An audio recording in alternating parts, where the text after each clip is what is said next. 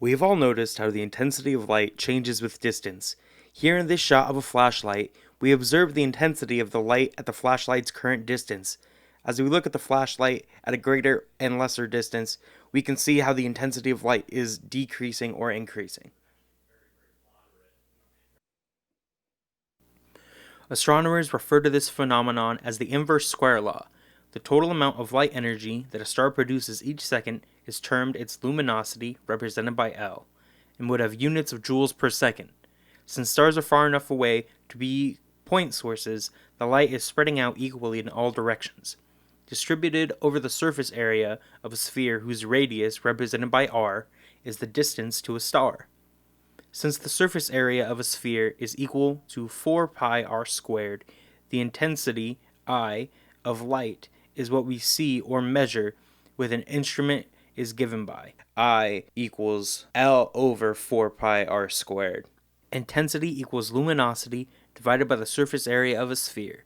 The SI unit of intensity is joules per meter squared per second. Note that the luminosity of a star is constant, as is the 4 pi, so the intensity scales as 1 over the separation squared. We can explore this phenomenon with the following apparatus.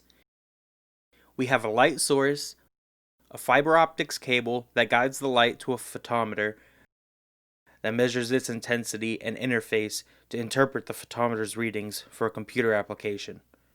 The bulb is sitting on a cart that reports its position to the computer, and we can physically move the light bulb, changing the distance between it and the detector. We dim the lights and turn on our light bulb.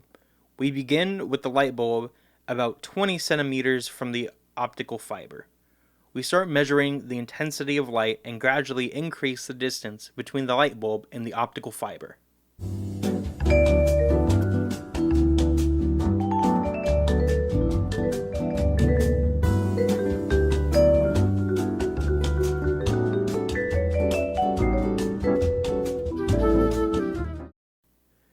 When we carefully take intensity readings at a range of distances, we get the curve shown here, clearly displaying how light falls as 1 over distance squared. Note that the value of intensity at a distance of 0.3 meters is x. At a distance of twice that, 0.6 meters, the intensity is 1/4 of this value, demonstrating the inverse square law. Let's explore your understanding of the inverse square law with a pure instruction question.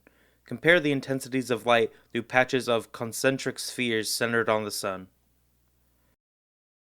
Classroom students should follow normal procedures or instructor guidelines. Viewers not in a classroom should record your vote and explain your reasoning on a piece of paper. Please pause this video and answer the question. Note that all of the light energy that passes through the red square also passes through the 4 blue squares. Thus, the light intensity at the blue square must be 1/4 of that through the red square. The inverse square principle is of great importance in astronomy, as it is often difficult to obtain distances to objects. There are several bins of astronomical objects known as standard candles, meaning that all members of each group have similar characteristics and we have a pretty good idea of how luminous they are. Examples include pulsating stars like RR Lyrae stars and exploding stars like Type 1a supernova. Every Type 1a supernova has the same luminosity at its peak brightness. Astronomers measure the intensity of these objects, and since they know how luminous they are, they can calculate their distances using the inverse square law.